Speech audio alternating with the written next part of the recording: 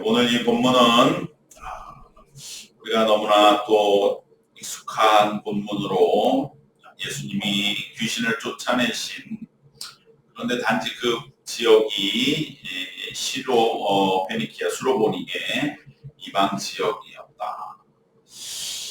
그리고 이 여인의 믿음이 정말 대단한 그러한 믿음, 예수님마저도 칭찬하시고, 오히려 예수님이 여기서는 뭔가 거절하셨는데 예수님의 거절마저도 뒤엎는 그러한 믿음으로 우리들이 이 말씀을 그동안 보아왔는데, 사실은 여기서 우리가 엄청난 걸 발견할 수가 있는, 그래서 이 말씀을 우리가 새롭게 보면은 정말 여기에는 엄청난 예수님의 그러한 새로운 결단의 계기가 되는 장면을 우리가 보게 됩니다. 왜냐하면 우선 여기에 나온 예수님의 모습이 예전과 다르거든요.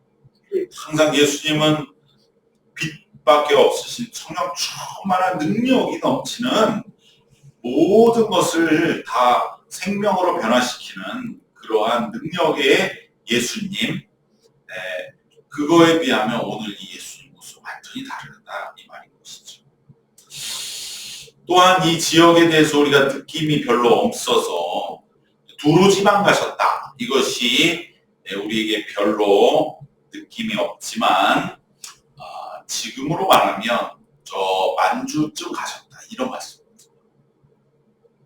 그러니까 굉장히 이건 참 다른 이야기입니다. 그럼 예수님이 바로 두로, 지금으로 말하면 티루스, 그리고 시돈, 수로는 시돈이거든요. 시로 보니게, 페니키아, 즉 지금으로 말하면 이스라엘이 아니라 여기는 더 북쪽에 있는 레바논, 요르단, 터키 바로 밑에까지 가신 거예요. 그러니까 예수님이 굉장히 적극적인 활동 범위를 가지고 계신 분이었다는 것을 우리는 이 말씀 속에서 보게 되면서, 예수님이 어떤 그 갈릴리의 어촌 마을에 보잘것없는 그러한 분으로만 우리가 기억할 게 아니라 국제적인 인물이었다. 그래서 많은 그러한 제자들이 있었고, 또 그들과 함께 때로는 당시에 많은 사람들이 왕래했던 곳까지도 얼마든지 가셔서 그곳에서도 사람들을 만나시고 누구 못지않게 적극적인 활동을 하신 분으로 그렇게 해석하는 것도 충분히 설득력이 있습니다. 바로 이 두로나 수로보니게 이 지역은 지중해의 지금 항구 도시, 바로 그 지역이거든요. 그러니까 예수님이 바다도 보신 거예요. 실제로 지중해도 보시고, 바로 그 국제적인 항구 도시의 무역항의 번잡스러움도 친히 다 보시는 분이셨다. 아마 예수님이 오래오래 사셨다면 예수님도 여행을 많이 다니셨을 것이다. 정말 활동적이시고 적극적인 분이시라는 것으로 이 말씀의 구절을 해석하는 사람도 많이 있습니다. 그거는 그런데 왜 예수님이 더 놀라운 것은 본문에서 예수님의 모습이죠. 24절에 어떻게 되어 있습니까? 예수께서 일어나사 거기를 떠나 두로 지방으로 가셨다. 여기서 떠났다는 말을 강조하고 있다는 거예요. 즉 갈릴리와 그 지역에 배를 타고 왕래하시면서 벳세다와 데가볼리 지역을 순회하는 그 갈릴리의 무대에서 떠났다, 이것을 특별히 강조하면서 두로 지방이라는 것은 갈릴리와는 완전히 다른 지역입니다. 여기 바닷가거든, 지중해 바닷가. 티루스, 유명한 다윗 시대부터 나오는 도시입니다. 두로와 시돈. 바로 완전히 떠나신 거라는 거예요. 본거지를 옮기신 거라는 거죠. 가셔서 한 집에 들어가 아무도 모르게 하시려 하나 숨길 수 없었다. 이 구절이 참 우리에게는 신비하죠. 예수님이 뭘 숨기냐 이 말이죠. 이게 무엇을 뜻하는 것이냐? 우리는 여기서 예수님의 지금 심신이 너무나 괴로우심을 볼 수가 있는 것이죠. 예수님도 피곤에 지치셨고 번민하시는 그러한 시기가 있으셨음을 뜻한다고 충분히 볼 수가 있습니다. 그러면 왜 예수님이 어떤 이유로 번민하시고 이렇게 잠시 모든 걸 좀 내려놓고 쉬시려 하셨을까? 그것은 우리가 마가복음에 이제 예수님이 사역을 시작하신 이후에 사실은 엄청난 사역의 연속이었죠. 뭐 귀신이 떠나가고 병을 다 고치시고 풍랑을 잠잠케 하시고 말씀을 전하시고 또 오병이어의 역사로 많은 이들을 다 먹이신 그러한 엄청난 사역의 연속이었기 때문에 예수님도 어떠한 피곤이 누적된 이유도 있으시겠지만 여기서 우리가 한 가지 기억해야 할 건 무엇이냐? 과연 예수님 여기까지 숨가쁘게 오셨는데 그 다음 예수님 어디로 가셔야 되느냐? 이거에 대한 인간적인 그러한 번민과 고뇌가 있는 것이죠. 그것이 대표적으로 표출된 곳이 어디입니까? 바로 우리는 얼마 전에 살펴봤던 오병이어의 현장이 아니겠느냐. 거기에서는 요한복음에 보면 분명히 대립하거든요.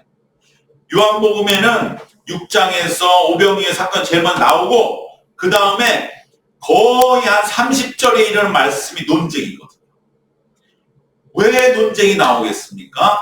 자, 이제 오병이어의 역사가 일어났다. 그 다음 우리는 어떻게 할 거냐? 진정으로 우리가 바라봐야 할 구원이 뭐냐? 했을 적에 우리는 이것이다. 많은 사람들은 우리가 이렇게 풍족하게 많은 사람들이 먹고 배부르고 여기에는 착취도 없고 모든 공평한 이 먹고 배부른 하나님의 나라, 강성한 나라 이것이다 라고 하는 입장과 예수님이 진정 원하시는 것은 내가 이 땅에 온 것은 생명의 떡을 주려 합니다. 너희들이 먹고 배부르려 함이 아니다.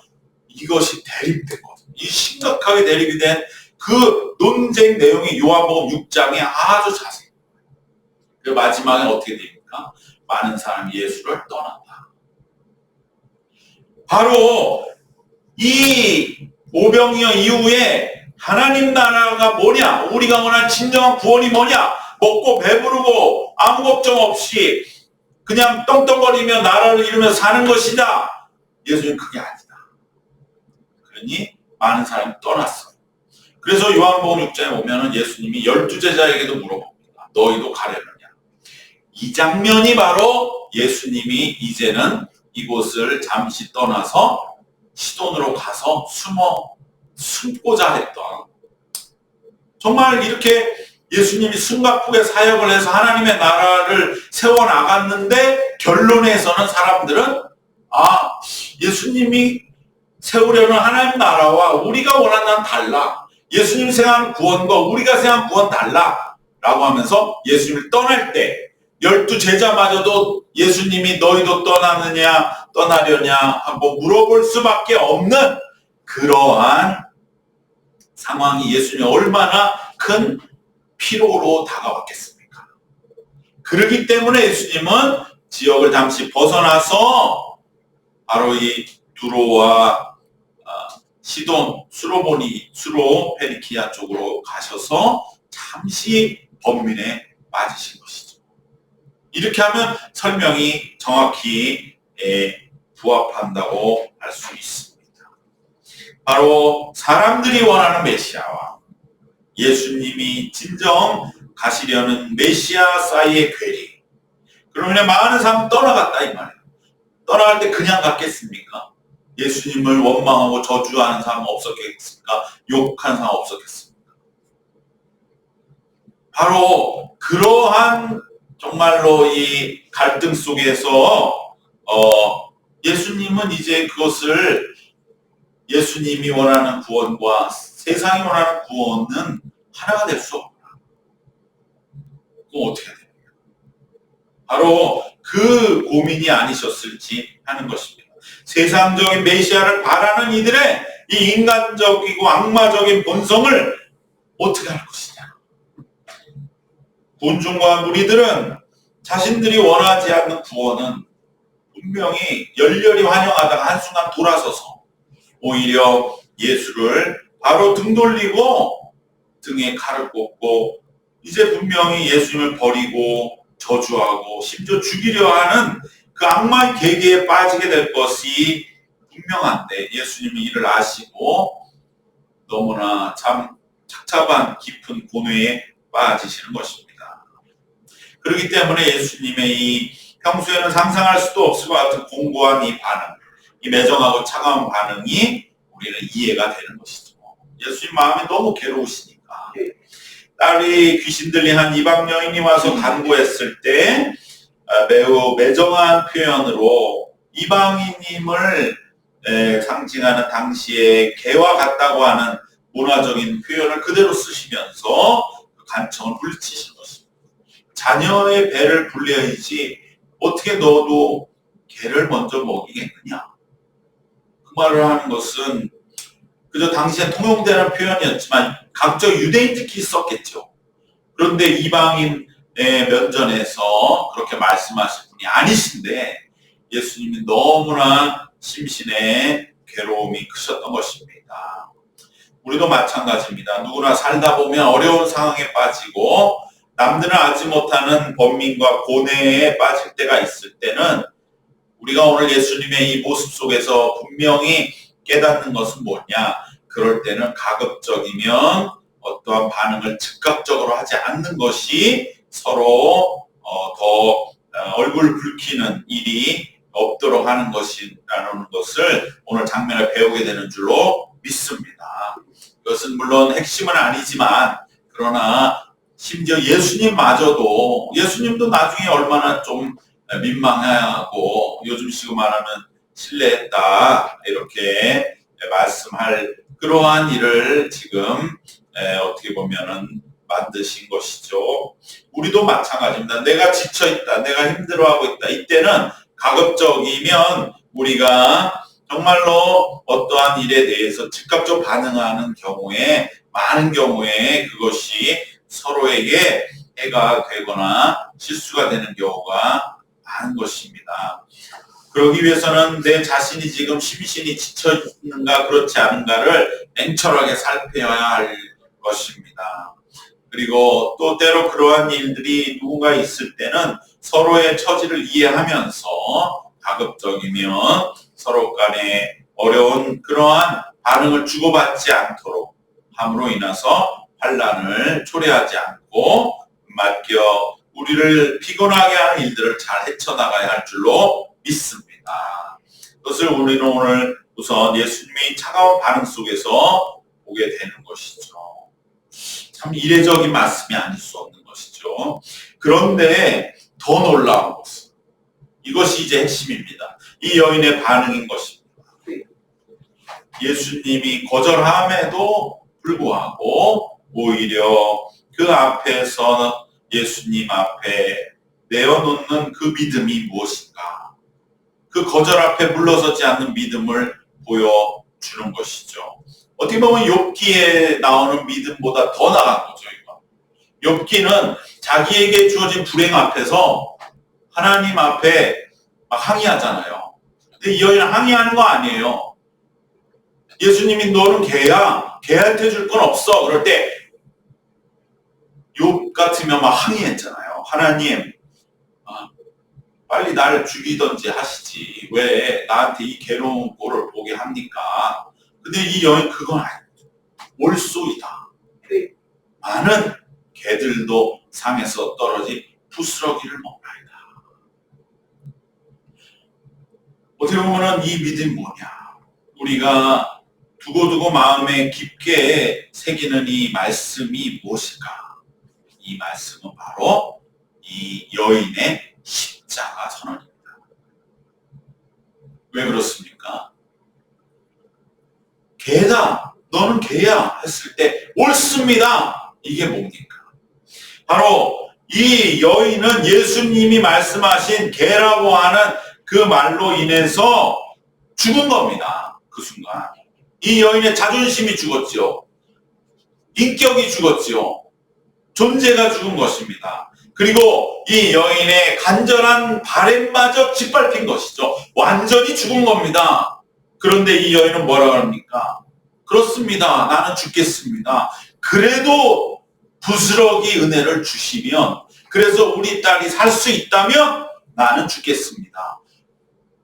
예수님이 십자가에 죽겠습니다. 만일 저 죄인을 살릴 수 있다면. 바로 이 여인의 고백이 십자가였던 것입니다. 여기까지 우리가 갈 때 이 말씀은 그냥 단순한 간절한 소원을 이루어 주시는 말씀이 아니라는 거예요. 여기에서 예수님은 지치고 피곤해서 이제 내가 과연 십자가를 져야 되는데, 십자가를 내가 져야 되는가? 이 상태로 질 수 있는가? 세상은 그런 걸 원하는가? 나만 그저 괜히 죽는 건 아닌가? 수없이 많은 범민에 있을 때 오히려 이 여인이, 이방 여인이, 그것도 구원으로부터 멀리 있다고 여자 개라고 취급받았던 그 여인이 십자가를 지금 예수님 앞에서 세우는 것이죠. 예수님 여기에서 얼마나 놀라셨겠습니까? 그래, 역시 십자가다.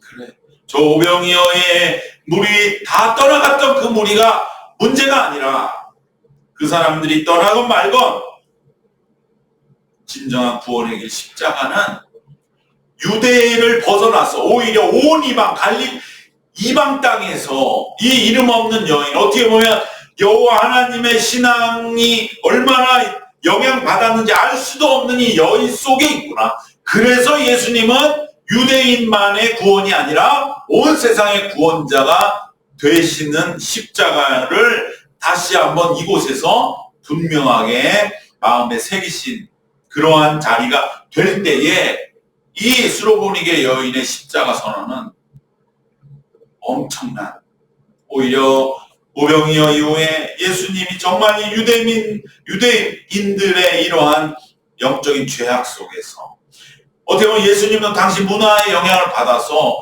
구원은 유대인, 그 다음에 이방, 이렇게 생각하는 그 문화적인 가르침 어릴 때부터 영향 안 받으셨겠습니까? 그런데 바로 그 구원에 함께 해야 할 유대인들은 다 떠나갑니다.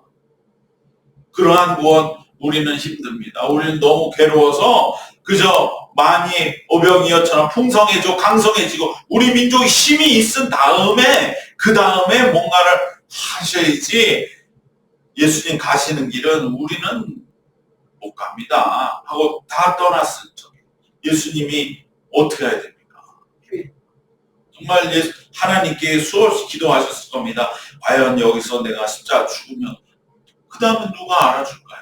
유대인들 아무도 모르는, 그나마 당시에 가장 하나님께 가까이 있다는, 하나님을 온 민족이 모신다는 유대인들도 이 지경인데 내가 어디에서 이 땅의 구원의 전파의 희망을 발견하겠습니까? 라는 그 번민에 시달리는 예수님에게 하나님은 바로 이 수로보니게, 당시 유대인들이 볼 때는 개들이나 사는 바로 그 동네에서 십자가를 지닌 여인을 보내셔서 예수님을 만나게 하실 적에 바로 이 예수님은 정말 이 여인에게 승리의 손을 들어주지 않으실 수가 없는 것입니다.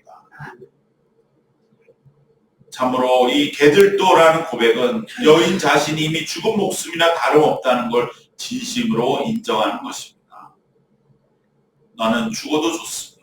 나를 살릴 수만 있다면. 개들도 옳습니다. 나는 개입니다.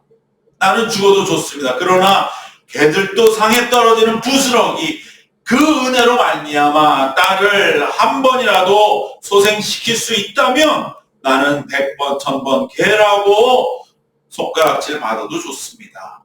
이 여인을 통해 보시는 예수님의 십자가를 우리는 여기에서 함께 볼 때에 이 구절을 통해서 예수님의 십자가는 이제 이방에서부터 유대를 지나 예루살렘으로 향하는 행진이 시작되는 기점이라고 우리가 볼 수 있는 줄로 믿습니다. 십자가만이 유일한 구원의 길이며 십자가는 유대 민족만의 것이 아니라 오히려 만인의 것이라고 하는 것을 예수님은 보시는 것입니다.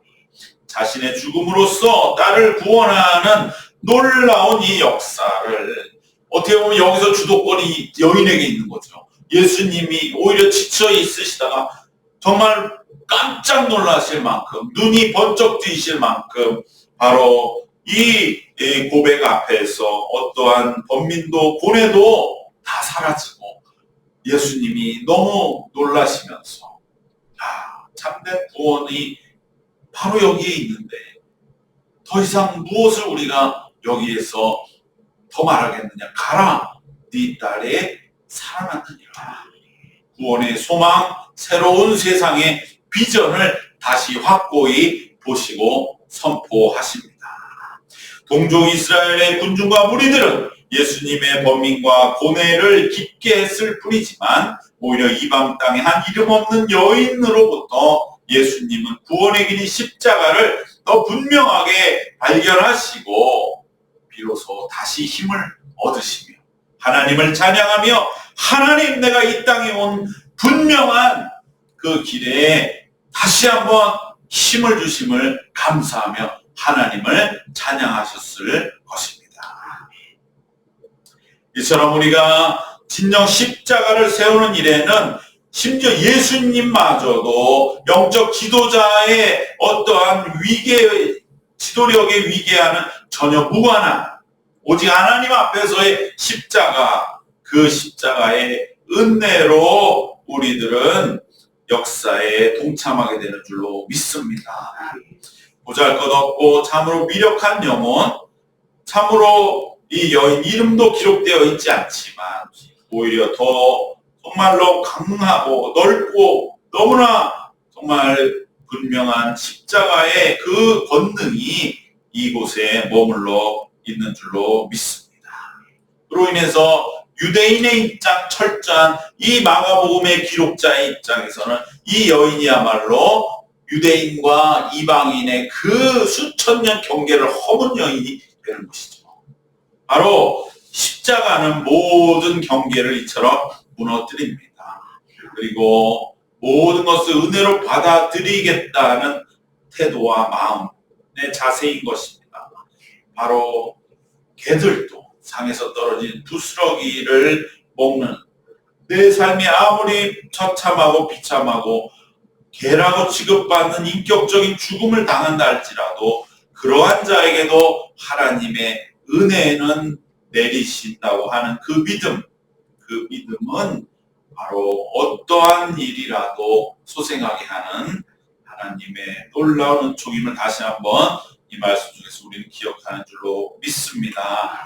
이로 인하여 예수님은 이제 구원은 유대인만의 것이 아니구나, 오히려 만인의 구주 되심을 명확히 하시면서 이제 유대인들이 아무리 예수님을 실망시키고 떠난다 할지라도 조금도 흔들리지 아니하시고 온 인류를 위해서 십자가를 향해 나가시게 되는 그러한 놀라운 시작점을 우리는 보고 있는 것입니다. 우리도 마찬가지로 내가 지금 갇혀있는 답답한 현실이 전부가 아닙니다. 어떻게 보면 예수님도 갈릴리라고 하는 그 답답한 현실, 거기에서 정말 수없이 많은 사역들을 통해 하나님의 나라를 이루고자 하셨지만 오히려 마지막에 다 떠나고 마는 그곳에서 내가 더 이상 뭘 할 수 있을까? 답답한 현실에 매몰되지 말고 더 넓은 세계로, 바로 예수님이 그곳에서 두로와 시돈으로 가셔서 그곳에서 하나님의 십자가의 은혜를 발견하신 것처럼 우리들도 주님이 하나님이 창조하신 넓은 세계를 늘 바라보면서 내가 있는 현실이 전부가 아니다, 얼마든지 하나님은 더 넓은 세상 속에 하나님의 은혜와 내가 두려워하거나 번민하는 십자가의 길을 가는 이들이 있다, 그들을 우리가 함께 만나면 내가 가는 길에 대한 확신을 가지고 다시 한번 우리들도 참된 구원의 길에 동참하게 될 줄로 믿습니다.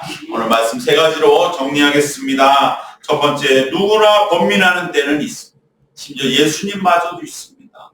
그러니까 우리가 번민하는 자신을 자꾸만 회피하거나 부정할 필요 없습니다. 오히려 예수님도 고뇌하셨는데 나에게 왜 이런 고뇌의 때가 찾아왔는가를 오히려 하나님 앞에 기도하면 하나님은 반드시 이러한 수로보니게 여인과 같은 일을 우리에게 보내주실 줄로 믿습니다. 그리고 예수님은 두 번째로 수로보니게 여인에게서 십자가를 보셨습니다. 참 그 순간 예수님이 얼마나 놀라셨고 시원하셨고 하늘이 열리는 그러한 체험을 하셨을까.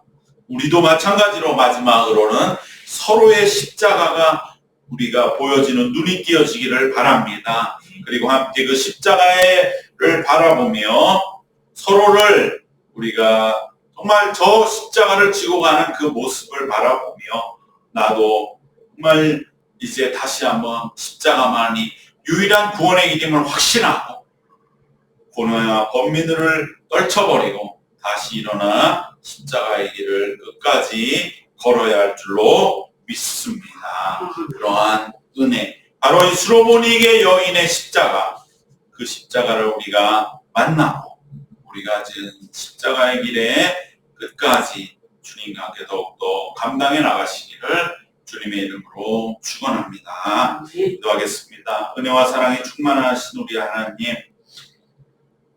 예수님이 참으로 먼 곳으로 떠나가셔서 마음에 품으셨던 고뇌와 번민이 우리들도 때로 십자가의 길을 갈 때에 우리의 마음에 무거움으로 내리누를 때에 우리는 이 예수님의 발걸음을 기억하게 하여 주시옵소서.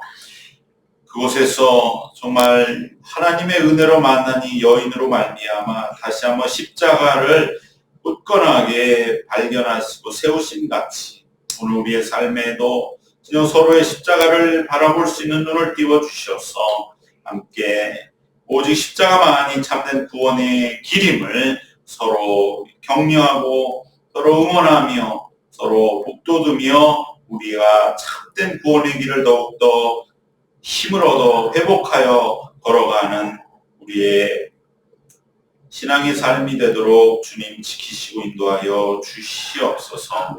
주님 붙잡아 주실 것을 믿사옵고 예수님의 이름으로 기도드리옵나이다. 아멘.